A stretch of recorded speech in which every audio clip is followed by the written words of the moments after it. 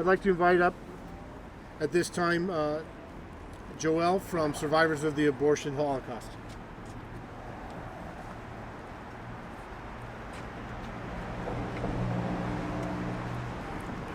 On this unfortunate anniversary of Roe v. Wade, we are sadly reminded that this country, which waves its flag proudly and stands as the land of the free and home of the brave, has chosen oppression instead of freedom for the unborn.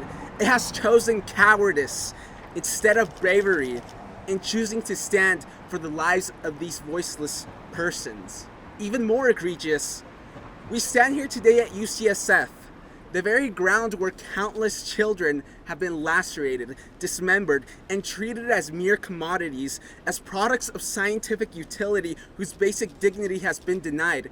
Ultimately, because the use of their fragile bodies has been deemed the most convenient means of scientific research.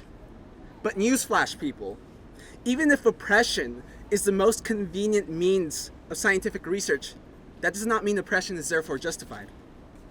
Because to be perfectly clear, our scientific community must be fully aware of what it means to preserve human life. And preserving human life means preserving all human life, including the unborn.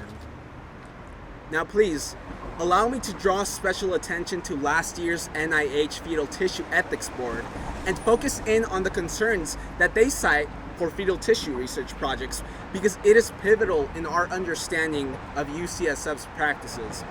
Rejecting 13 out of 14 of these projects, the NIH report of this advisory board commonly cites the use of ethical alternatives as the basis for an insufficient justification of fetal tissue related projects.